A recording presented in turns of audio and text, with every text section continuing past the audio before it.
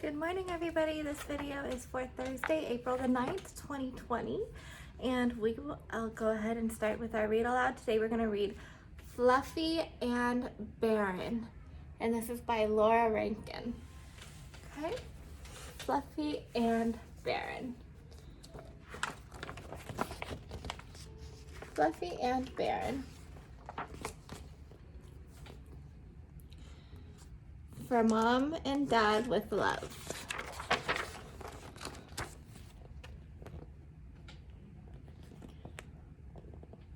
One summer day, someone new waddled into Baron's life. Her name was Fluffy.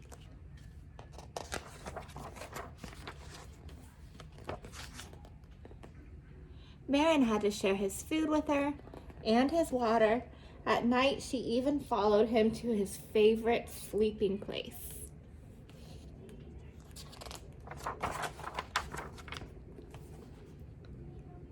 They became friends. Every day the two of them played together. Baron was good at tag. Fluffy was great at hide and seek.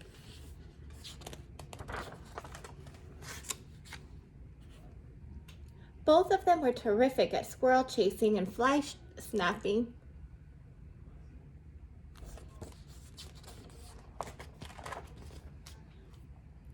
As the summer passed, Fluffy grew bigger and bigger.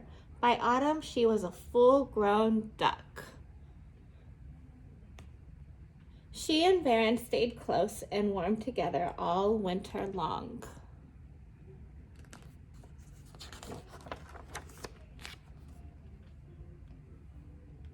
Then spring arrived and 3 wild ducks landed in the pond. Fluffy watched, waddling back and forth toward the newcomers and then back to Baron again.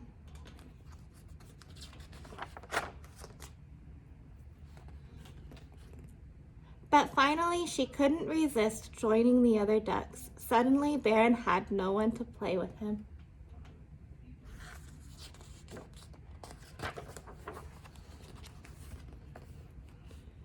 When it was time for dinner, Fluffy still hadn't returned. Baron had to eat alone. For the next 3 nights, Fluffy didn't curl up with Baron in their favorite sleeping place.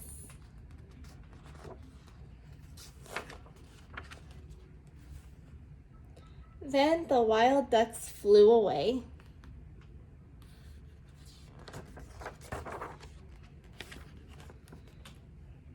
Baron tried to play with Fluffy, but she was too busy making a nest.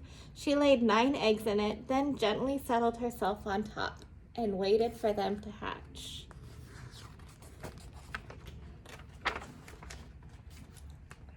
Four weeks later, there were ducklings.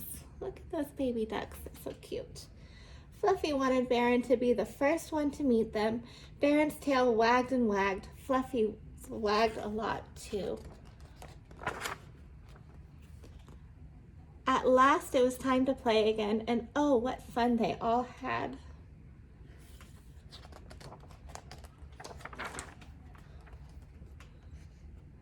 That evening, Baron led the way to dinner. Never had he shared a happier meal.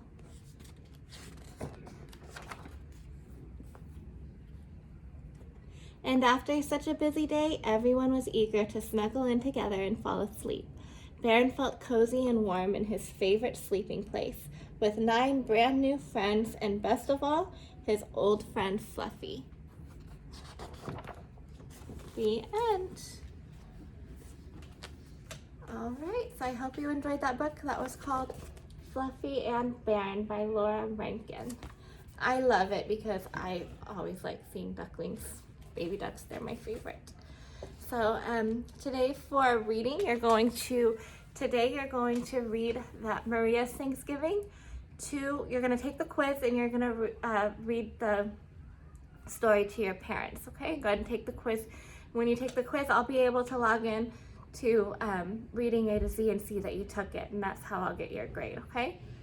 So go ahead and take that quiz on Reading A to Z for Maria's Thanksgiving and read it to your parents, okay? So for science, I've been, thank you so much for adding to the anchor chart. Today you're going to find 3 things that are the same texture, okay? 3 things that are the same texture. Remember, texture is talking about what things feel like, okay? So some examples that you all have given me were smooth, soft, hard, rough, and bumpy, okay? So I'm gonna go ahead and I'm going to add some of the ideas that you gave me to the anchor chart that I've gotten from some of you. So Mary Ellen shared some. Mary Ellen said for color, she said purple. Yep, and we had lots of different shades of purple, but we still hadn't said purple. So I'm glad that she said that so we could add purple to our anchor chart. There we go. Great job, Mary Ellen. She also said for shape, she said rectangular. Yep, things could be a rectangular shape.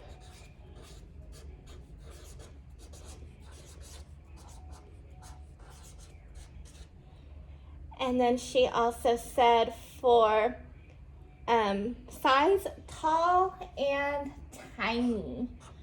Tall and tiny for size. So thank you very much, Mary Ellen, for adding this for us. Those are some great words to add to our properties anchor chart. So when you are trying to find things that share a common property, you can find things that are all shaped like a triangle, all rough, all golden, all tall, all tiny. All of these are properties, okay? So great job. Thank you for helping me. I also had Aiden who sent in some. Aiden said brown and orange for colors that we haven't. Oh, looks like we have orange here already, but we didn't have brown. So I'm gonna go ahead and add brown. Thank you, Aiden. And then he also had hexagon and square for shape. Okay, so we have hexagon and square right here, but awesome job, Aiden, for reminding us, because sometimes it could be, we have so many, it could be easy to forget some of our shapes. So hexagon and square are great things that you can try and find that are the same shape. And then large and tall. Okay, so we have large and tall. Great job. Thank you so much for all of you for contributing to the anchor chart. And we will see if we will use that next week. But I will take a picture and I will send the updated one to you so that you can see all of the different things that you contributed. I'm so proud of you. So great job. Today for math, you guys are going to be doing pages 728 and 729, okay? That's still time to the hour. So time to the hour, remember the shorthand. Aiden sent me a wonderful video of him singing with me so that I wouldn't sing by myself. So remember, you read the shorthand first. See if you get that song stuck in your head now and I just say it. I didn't even sing it. You read the shorthand first, okay? So the shorthand is always going to be pointing at the hour. So if I say it's 9 o'clock, the shorthand will be pointing at the 9. If I say it's 3 o'clock, the shorthand will be pointing at the 3. If I say it's 6 o'clock, the shorthand will be pointing at the 6. If I say it's 8 o'clock, the shorthand will be pointing at the 8, okay? Anytime I say o'clock, it is always, always, always, the minute hand, the big hand is always pointing up here to the 12. The minute hand will always be up at the 12 whenever it's o'clock. And you guys have seen that in your work that you've done so far this week. So I just want to make sure that there's that you're experts at that by the end of this week. Okay, so so anytime that it is time to the hour, meaning that's 1 o'clock, 2 o'clock, 3 o'clock, you know, not 10:30 or 10:45 or 10:15 or 10:07. We haven't learned that yet, but anytime that it is exactly on the hour, then you should be able to tell those times. Anytime the minute hand is facing up to the 12 and then the hour hand is facing to any other direction on the clock. Okay, so great job. Keep practicing, and I will see you all next week on Tuesday. Enjoy your Easter. Enjoy your 4-day weekend. 4-day weekend, because there won't be a video for Friday and there won't be a video for Monday, and there's no work for Friday or Monday either because they're both holidays. So enjoy your break, enjoy your Easter, and I will see you all soon. Bye.